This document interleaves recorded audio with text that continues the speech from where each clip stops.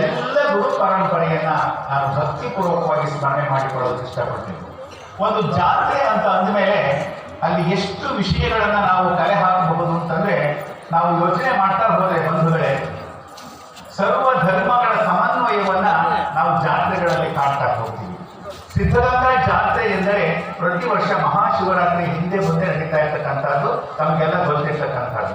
ಇಲ್ಲಿ ಧಾರ್ಮಿಕ ಉಪನ್ಯಾಸಗಳು ಪ್ರತಿನಿತ್ಯ ಸಂಜೆ ನಡೀತಾ ಇರ್ತಕ್ಕಂಥದ್ದು, ಕಲೆ ಮತ್ತು ಸಾಹಿತ್ಯಗಳ ಪ್ರಸಾರವಾಗ್ತಕ್ಕಂಥದ್ದು, ದೇವರ ಉತ್ಸವಗಳು ಪ್ರತಿನಿತ್ಯ ನಡೆದಿರ್ತಕ್ಕಂಥದ್ದನ್ನ ತಾವೆಲ್ಲ ಗಮನಿಸಿದ್ದೀವಿ.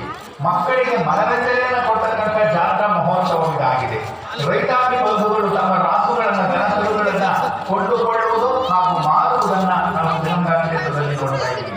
ಇಲ್ಲಿ ಜಾತಿ, ಮತ, ಧರ್ಮ, ಪಂಗಡಗಳನ್ನು ಮೀರಿ ಭಾರತೀಯರೆಲ್ಲರೂ ವಿಶ್ವ ಮಾನವರಾಗ್ತಕ್ಕಂಥ ನಿಟ್ಟಿನಲ್ಲಿ ಈ ಸಿದ್ಧಗಂಗಾ ಜಾತ್ರೆ ಪರಂಪೂರ್ಣವಾಗಿ ನಡೆದುಕೊಂಡು ಬಂದಿರ್ತಕ್ಕಂಥದ್ದು. ಆಧುನಿಕತೆಯ ಸ್ಪರ್ಶ ನೀಡ್ತಕ್ಕಂಥ ಕೈಗಾರಿಕಾ ವಸ್ತು ಪ್ರದರ್ಶನ, ಅಲ್ಲಿ ತಾಂತ್ರಿಕತೆಯ ಪರಿಚಯವನ್ನ ಎಲ್ಲರಿಗೂ ಮಾಡಿಕೊಡ್ತಕ್ಕಂಥದ್ದು. ಭಾರತೀಯ ಕರ್ನಾಟಕ ಸಾಂಸ್ಕೃತಿಕ ಇತಿಹಾಸವನ್ನ ನಮ್ಮ ಮುಂದೆ ತೆರೆದು ತರತಕ್ಕಂಥದ್ದು. ನಾಟಕ, ಸಂಗೀತ, ಕಲಾವಿದರನ್ನ ಅವರ ಪ್ರತಿಭೆಗಳನ್ನ ಅನಾವರಣ ಮಾಡತಕ್ಕಂಥದ್ದು. ಪರಮ ಪೂಜ್ಯರ ಅಮೃತದ ನುಡಿಗಳನ್ನ ನಾವು ಪ್ರತಿನಿತ್ಯ ಸಂಜೆ ಕಾರ್ಯಕ್ರಮದ ನಂತರ ಕೇಳ್ತಾ ಇದ್ದೀವಲ್ವಾ, ಅವು ನಮಗೆ ಅಮೃತದ ನುಡಿಗಳಾಗಿ ಬಂದಿರತಕ್ಕಂಥದ್ದು. ಹೀಗೆ ಪ್ರತಿನಿತ್ಯ ಸಾವಿರಾರು ಲಕ್ಷಾಂತರ ಕುಟುಂಬಗಳು ಈ ಒಂದು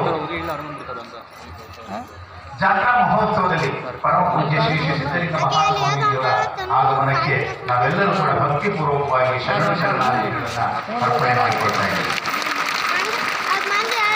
ಬಂಧುಗಳೇ, ಈ ಪ್ರತಿನಿತ್ಯ ಸಾವಿರಾರು ಲಕ್ಷಾಂತರ ಕುಟುಂಬಗಳು ಸಿದ್ಧಗಂಗಾ ಜಾತ್ರೆ ಒಂದರಿಂದಲೇ ಎಷ್ಟು ಕುಟುಂಬಗಳು ತಮ್ಮ ಬೆಳಕನ್ನು ಕಾಣ್ತವೆ ಅಂತಕ್ಕಂಥದ್ದನ್ನ, ಒಂದು ಜಾತ್ರೆ ಎಂದರೆ ಅಲ್ಲಿ ಈ ಬಡತನದ ಕುಟುಂಬಗಳು ಬಂದು ಶ್ರೀಮಂತಿಕೆಯನ್ನು ಬೆಳೆದಿರ್ತಕ್ಕಂಥದ್ದನ್ನ ನಾವು ನೋಡ್ಬೋದು.